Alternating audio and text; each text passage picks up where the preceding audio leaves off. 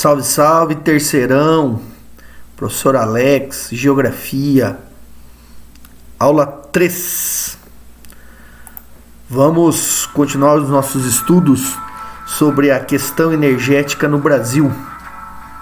Nessa aula a gente vai finalizar esse tema, energia, especificamente a questão energética no Brasil, destacando algumas características das principais fontes energéticas brasileiras. Na página 49, a gente encerrou os nossos trabalhos da aula 2 na página 49. Então eu vou ajustar aqui a apostila na página para a gente dar continuidade. Bora!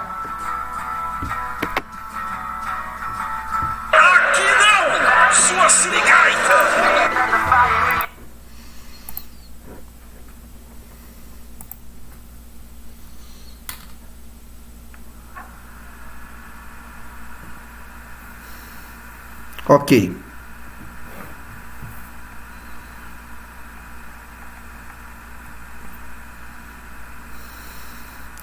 Vamos começar falando da energia hidroelétrica. O aumento das usinas hidrelétricas, suas refinarias de petróleo, enfim.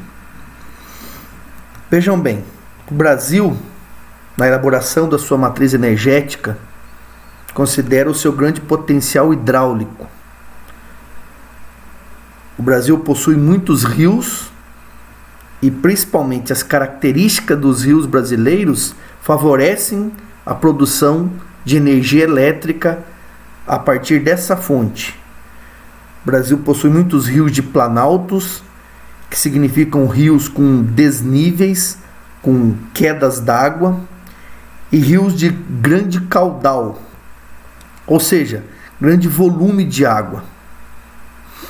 As principais responsáveis pela oferta de eletricidade no Brasil são as usinas hidroelétricas ou hidrelétricas. A eletricidade também é produzida em usinas termoelétricas ou termoelétricas, que utilizam o calor gerado pela queima dos combustíveis fósseis. Exemplo, óleo diesel, gás natural, carvão mineral ou até mesmo a biomassa. E nesse caso a gente pode citar como exemplo o bagaço da cana-de-açúcar para a produção do álcool etanol e também a fissão nuclear nas usinas nucleares. A energia hidroelétrica aproveita a força do movimento das águas, então é uma energia cinética. Já as termoelétricas utilizam o calor, energia térmica. As condições ambientais do território brasileiro favorecem a intensa utilização desses recursos hídricos, como eu já disse, para a geração de energia elétrica. Também temos que considerar o avanço na transmissão da energia, que vem contribuindo para a expansão de usinas hidroelétricas nas mais diferentes regiões do Brasil. Um exemplo seria a Bacia Hidrográfica Amazônica, a mais extensa e volumosa do planeta, que está localizada na região norte do Brasil. E ela apresenta um elevado potencial hidroelétrico, ressaltando a Bacia Hidrográfica Amazônica, que apresenta o maior potencial hidrelétrico entre as bacias hidrográficas brasileiras. O maior potencial. Porém, como a gente estudou na unidade anterior, quando falávamos dos impactos, existem as implicações, Existem as questões dos impactos socioambientais. Analisando o gráfico aqui, da matriz energética brasileira, com relação à produção de energia elétrica, existe um absoluto predomínio da fonte hidráulica. Mais de 70% da energia elétrica produzida no Brasil a partir dessa fonte, pelas características que a gente já comentou. Em segundo, nas termoelétricas, principalmente com a utilização do gás natural. E em terceiro, a biomassa, como fonte também térmica para a geração de energia elétrica. Ok? ok?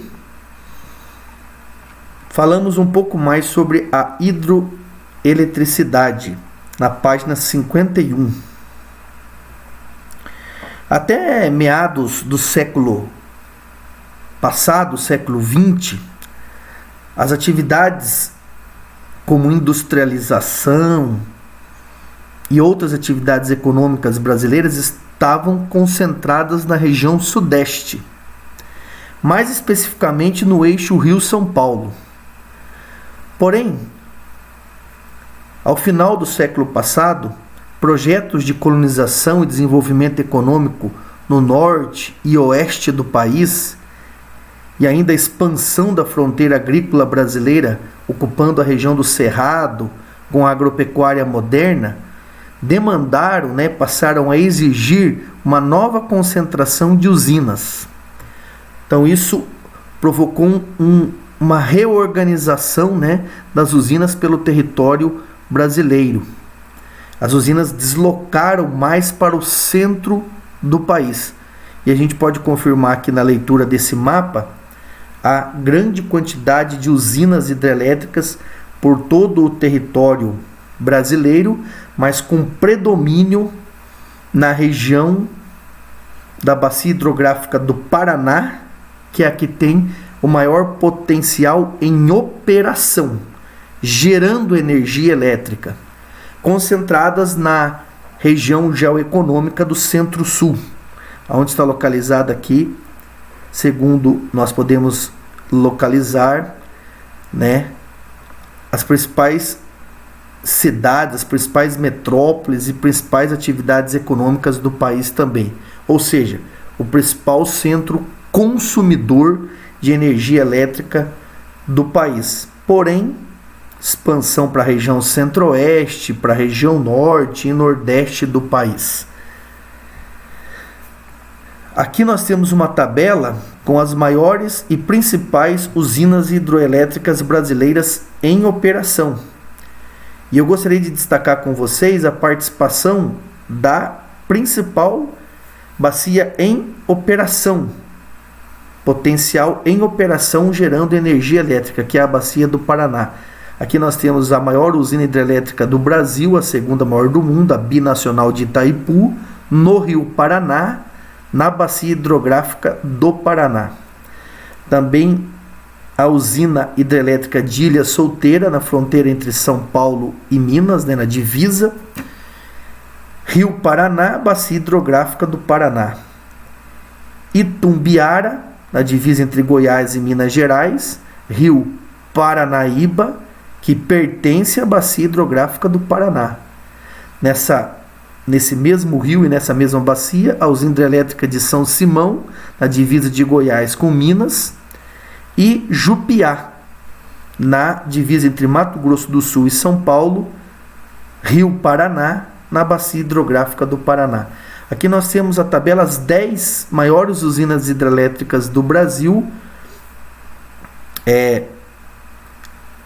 e 6 estão instaladas no Rio Paraná, na bacia hidrográfica do Paraná, o que confirma esse maior potencial em operação na geração de energia elétrica. Aqui nós temos algumas imagens e características, físicas do território que permitem para a exploração hídrica com o objetivo de gerar energia. Então, a primeira característica é o relevo, constituído predominantemente de rios de planalto, com desníveis altimétricos, com saltos ou quedas d'água, como a gente pode observar aqui, nessa imagem. A grande concentração de de cursos fluviais em diferentes extensões, ou seja, rios volumosos, rios caudalosos.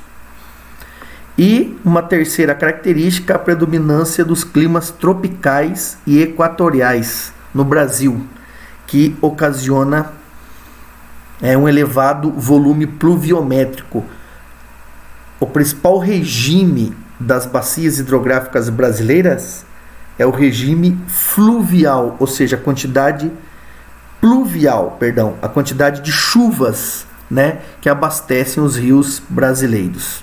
Isso é muito importante para manter o reservatório, como a gente pode observar aqui, ó, nessa imagem, né, a barragem e o reservatório aqui que alimenta a casa de força, as turbinas de uma usina hidrelétrica, e assim então garantem o potencial de geração de energia, ok?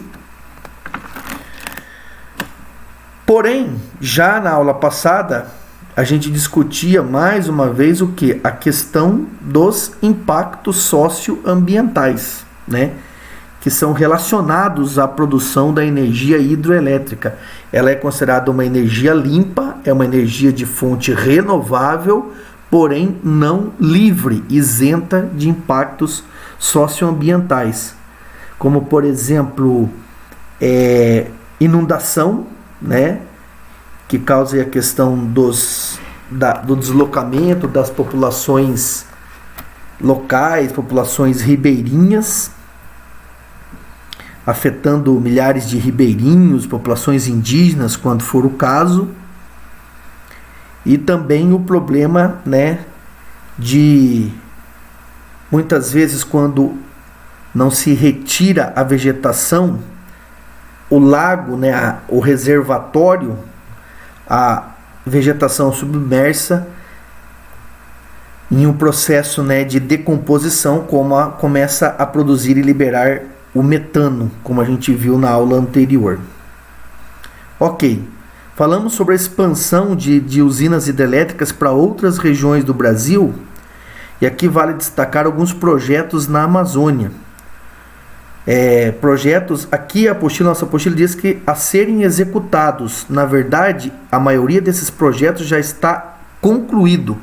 Algumas dessas usinas já estão gerando energia elétrica. Mas, enfim, né? Para atender às necessidades de desenvolvimento da economia regional e do país, é claro, muitos desses projetos se direcionaram para a região da Amazônia, envolvidos em muitas polêmicas, debates. Exemplo, a construção da usina de Belo Monte, no rio Xingu, a usina de São Luís do Tapajós, no rio Tapajós, duas usinas hidrelétricas no rio Madeira, a Giraú e Santo Antônio,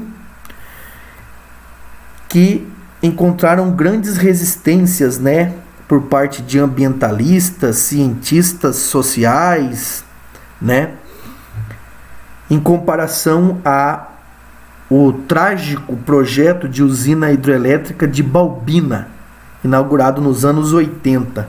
Então, a região amazônica, que tem o maior potencial já mencionado, passou a ser mais explorado esse potencial energético da bacia amazônica, mas envolvido diretamente com essas grandes polêmicas, né?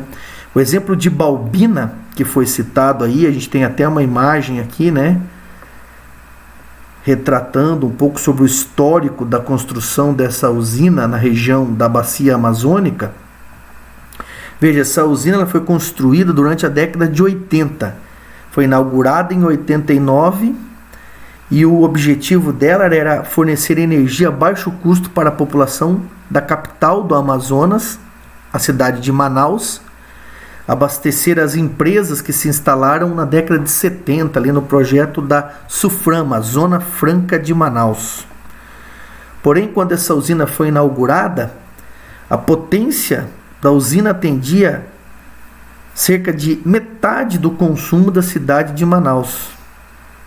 E como se não bastasse atualmente, com a expansão urbana da cidade, né, essa capacidade de suprimento caiu para 10% da demanda da capital amazonense.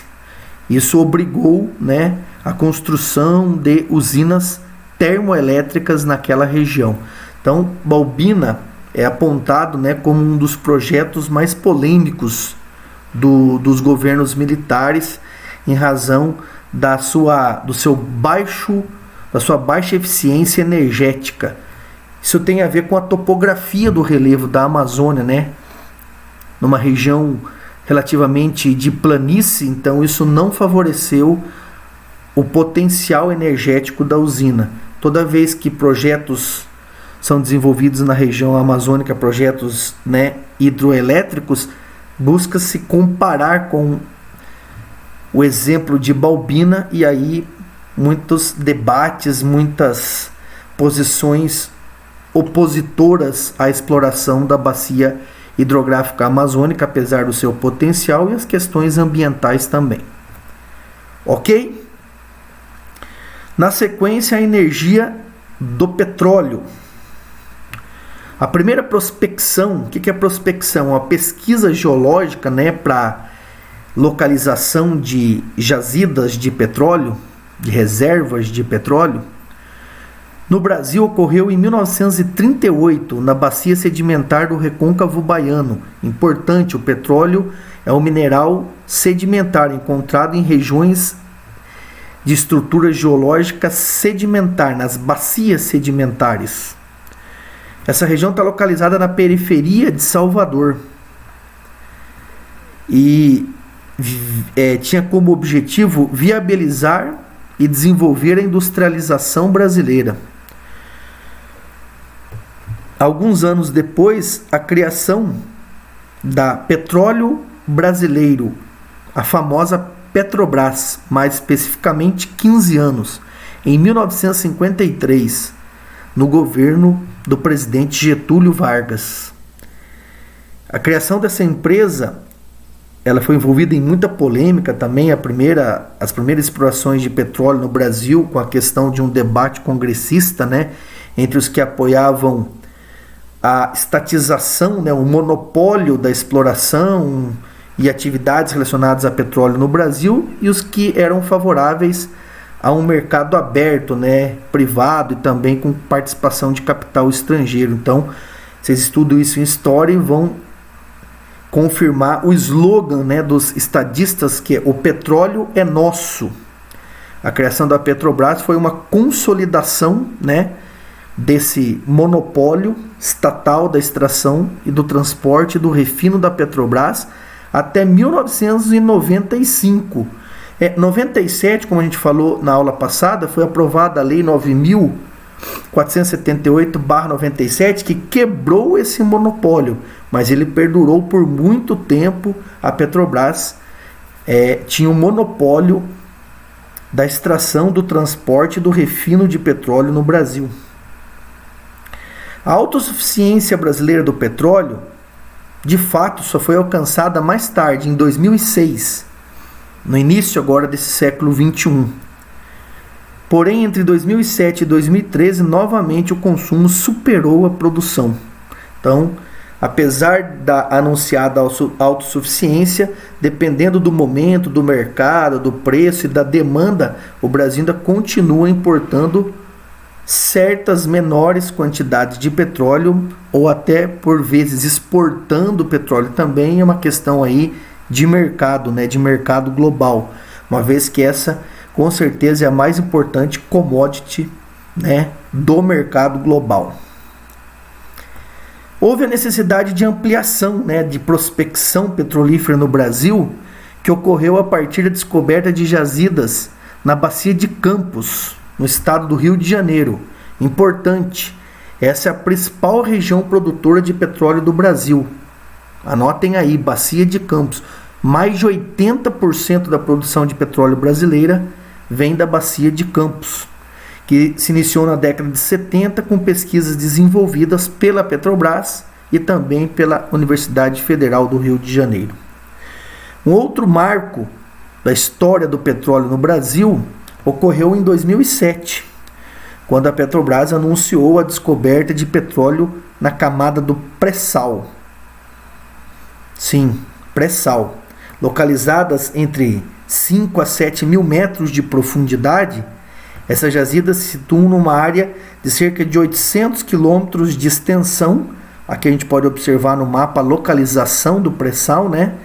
Desde o estado de Santa Catarina até o estado do litoral do Espírito Santo. Então são cerca de 800 quilômetros de extensão. por aproximadamente 200 quilômetros de largura na sua faixa maior.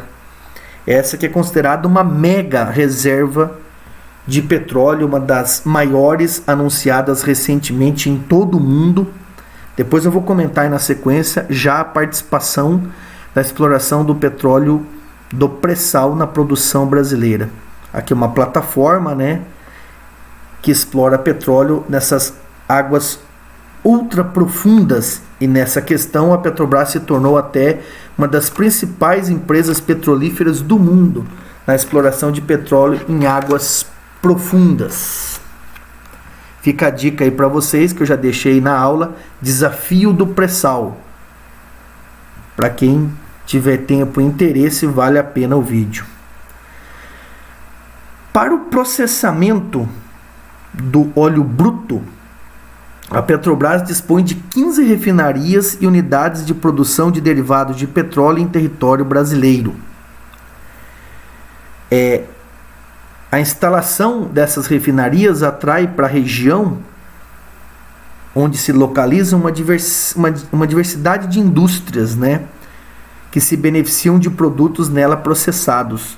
Isso promove o desenvolvimento industrial, geração de empregos dessa região, né, constituindo-se então um polo industrial.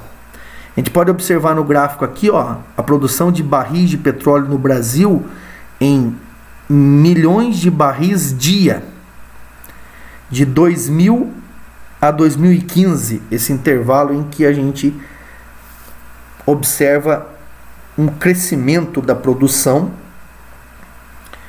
E eu trouxe dados recentes para vocês também, aproveitando aí esse tema. Eu fiz uma recente pesquisa, né, uma pesquisa atual. Em 2019, a Petrobras produziu 2,172 milhões de barris de petróleo por dia. Sendo que desse total, 1,277 milhões vem só do pré-sal. Representa mais da metade da produção de petróleo do Brasil hoje, vem da região do pré-sal. E no último trimestre de 2019, pela primeira vez na história da Petrobras, ela rompeu a barreira dos 3 milhões de barris de petróleo por dia. Então foi um recorde registrado aí. Hoje, né, um assunto atual aí, atualidade com relação à crise mundial provocada pela pandemia do coronavírus, ocorreu uma súbita queda do preço do barril de petróleo no mercado global em função da diminuição da demanda, da procura, né, uma vez que os setores econômicos estão diretamente afetados, né, com relação à pandemia. Então a queda de consumo, lei de mercado, né, menor procura, isso forçou a queda do preço do barril de petróleo em todo o mundo. Com destaque aqui a essa tabela que apresenta essas 15 refinarias da Petrobras no Brasil, eu faço destaque aqui a que está localizada no nosso estado, aqui, ó, a Refinaria Presidente Getúlio Vargas, a REPAR. É Araucária, localizada ali na região metropolitana de Curitiba, na RMC Araucária, conhecida como Refinaria de Araucária, mas o nome correto é Refinaria Presidente Getúlio Vargas, dentre outras distribuídas pelo território brasileiro.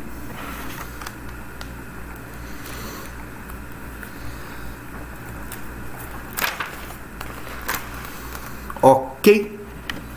Na sequência, lá na página 58, a energia térmica.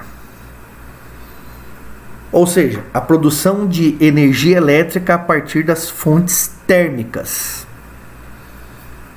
que podem ser, né, desde derivados de petróleo, carvão mineral, gás natural, lenha e energia nuclear. Elas representam cerca de 28% da produção de eletricidade no Brasil. Então, ao contrário do que acontece na maioria dos países industrializados, no Brasil a produção de energia elétrica a partir desta fonte térmica é baixa, é ainda reduzida, apesar do crescimento constatado nas últimas décadas, principalmente a partir da instalação de inúmeras usinas termoelétricas movidas a gás natural, que o Brasil importa principalmente da Bolívia. O custo e a abrangência da área da instalação de uma usina termoelétrica, que pode ser uma termonuclear, são mais favoráveis, né, quando comparadas a de uma usina de energia hídrica. Ela é mais barata e o custo de instalação também, né, a questão operacional é menor. Porém, pesa contra esse tipo de usina, né, um emprego de recursos não renováveis, combustíveis fósseis principalmente, ou mesmo na energia nuclear, o urânio, o mineral que também não é renovável, além dos danos ambientais causados pela liberação dos GEE, gases do efeito estufa, formação de chuvas ácidas, poluição hídrica, no caso quando utilizadas nas usinas, né, termoelétricas movidas a carvão mineral, aquele processo que a gente discutia anteriormente do uso da água, né, na produção do carvão mineral. E no caso da energia nuclear, os riscos de vazamento de radioatividade, o estocamento, né, o acondicionamento do famoso lixo nuclear, uma vez que ainda não foi solucionada, né, a questão da radioatividade, da emissão da radioatividade, né, então do lixo atômico. Mais próximas à fonte das matérias-primas, as termoelétricas estão concentradas aqui na região sul do Brasil, região que disponibiliza as maiores reservas de carvão mineral do Brasil. Aí vale o destaque para o complexo termoelétrico Jorge Lacerda, no estado de Santa Catarina, e a termoelétrica de Charqueadas, no estado do Rio Grande do Sul. Com relação às usinas termonucleares, vocês bem sabem, a gente só tem uma central no Brasil, localizada em Angra dos Reis, no Rio de Janeiro, e ela atende pela sigla CNAAA, traduzindo Central Nuclear Almirante Álvaro Alberto. As usinas movidas a gás natural estão localizadas de modo mais disperso pelo território, principalmente em razão da maior facilidade de transporte, né, através dos gasodutos da sua matéria-prima. Então a gente pode observar aqui nesse mapa a distribuição das principais termoelétricas no Brasil, mas aquelas que são movidas a gás natural. Também fiz uma rápida pesquisa para compartilhar com vocês que no número total de termoelétricas do Brasil em operação é de 1.384 usinas termoelétricas, inclusive computando estas que estão aqui no nosso mapa, mas essas são movidas a gás natural. As outras são movidas ou a derivados de petróleo ou também a carvão mineral. Ok? Pois bem, sequência, a biomassa. Então, o desenvolvimento da energia da biomassa no Brasil tem uma relação direta com a crise de 73, aquela deflagrada pela OPEP, Organização dos Países Exportadores de Petróleo, que naquela década provocou uma súbita elevação dos preços do barril de petróleo no mercado global, provocando uma das maiores crises econômicas mundiais.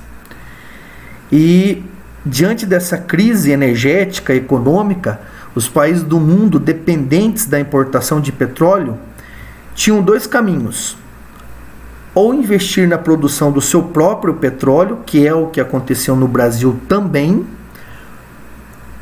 ou buscar fontes alternativas ao uso dos derivados de petróleo, principalmente na questão dos transportes, né, dos combustíveis da sua frota automobilística. Então, naquele momento, se implantou no Brasil o famoso Programa Nacional do Álcool, conhecido como Proálcool. Engenheiros da Unicamp, né, desenvolveram esse biocombustível para veículos com motor, né, a álcool. Então, o álcool passou a ser uma alternativa de combustível para a frota brasileira. Sofreu uma crise na sequência do projeto em função da queda do preço do petróleo. Então, o álcool etílico, o etanol, teve a sua importância reduzida. Porém, o Proálcool havia lançado a possibilidade de produção de combustíveis alternativos em relação ao petróleo. E isso projetou o Brasil como um dos pioneiros, né, na vanguarda do uso de combustíveis, e consolidou-se nesse mercado de biocombustíveis, principalmente do álcool etanol, que no Brasil é produzido a partir da cana-de-açúcar. O Brasil exporta, um dos principais produtores e exportadores de álcool etanol do mundo hoje. Estudos e projetos piloto para o aproveitamento de biodiesel, um combustível renovável produzido a partir de plantas oleaginosas como girassol, soja, dendê, mamona, algodão e babaçu, foram iniciados a partir da década de 80. Eu consigo perceber assim um certo prejuízo no desenvolvimento desse projeto, né, de biodiesel, a partir do anúncio da Petrobras da descoberta do pré-sal. Mas esses biodiesel também já é uma realidade no Brasil. O emprego da biomassa na geração de energia, principalmente a partir da cana-de-açúcar, não ocorre apenas no setor de transporte, mas também na produção de eletricidade, né? Utiliza-se a queima do bagaço da cana-de-açúcar como uma fonte para produção de energia elétrica. Porém, essa fonte também tem os seus questionamentos, né? A utilização da cana-de-açúcar no setor energético é questionada em virtude da necessidade de utilização de grandes extensões de terra para cultivo. Aí a questão da concentração fundiária e outros problemas decorrentes, né, da produção da cana-de-açúcar, desgaste dos solos, o uso de agrotóxicos, a questão até mesmo da exploração da mão de obra. Ok? Energias limpas, que vem ganhando grande espaço, uma grande participação na matriz energética brasileira. O incentivo a esses projetos, né, em fontes não poluentes, fontes renováveis, tem se ampliado no Brasil, principalmente o eólico, né? É o que mais cresceu nas últimas décadas no Brasil. A gente tem aqui um dado: entre 2006 e 2013, a produção de energia a partir dos ventos eólica cresceu 829%. Então é um percentual de crescimento muito, muito elevado, né? A maior concentração de parques eólicos brasileiros está nas regiões Nordeste e Sul do Brasil. Como o mapa aqui nos permite comprovar, né, a maior ocorrência, né, de parques eólicos nos estados nordestinos e também nos estados do sul do Brasil. aí o mapa do potencial eólico, né, da velocidade dos ventos no Brasil, principalmente acompanhando aqui a faixa litorânea do território brasileiro, né, já bastante explorada e com margem ainda para crescimento. E para finalizar, terceirão, o aproveitamento da energia solar no país. Uma vez que a gente tem o predomínio de climas quentes, né, clima tropical, por meio de coletores ou painéis solares. É mais utilizado na região sul do Brasil, até por uma questão climática, os sistemas que usam a energia solar para aquecimento da água. E aqueles painéis das placas fotovoltaicas para a geração de energia, predominantes na região norte e nordeste. O uso dessa fonte de energia limpa é mais indicado em áreas de clima semiárido do interior da região nordeste ou em áreas de período seco sazonal, né, que ocorre no centro-oeste e parte do sudeste brasileiro, região central, região do Cerrado brasileiro, onde a radiação solar é mais intensa ou prolongada. Mas, na verdade, esse tipo de fonte é indicado para todas as regiões brasileiras, né? Uma vez que se trata de uma fonte limpa e renovável. Ok, galera? Ok, terceirão? Aqui a gente vê a imagem dessas placas aí, desse sistema que vem cada vez mais também sendo aproveitado, crescendo como fonte alternativa, fonte energética alternativa no Brasil. Dessa forma, nós encerramos os nossos trabalhos da apostila volume 9, a nossa primeira apostila do trimestre, primeira apostila do ano, no qual todos os nossos estudos se concentraram na questão energética. Ok, pessoal? Eu fico por aqui. Fica a dica das atividades, principalmente da apostila e do caderno de atividades que eu vou estar disponibilizando para vocês no Sponte do colégio e também nos nossos grupos de WhatsApp. Se concentrem, né, nos estudos e até mais.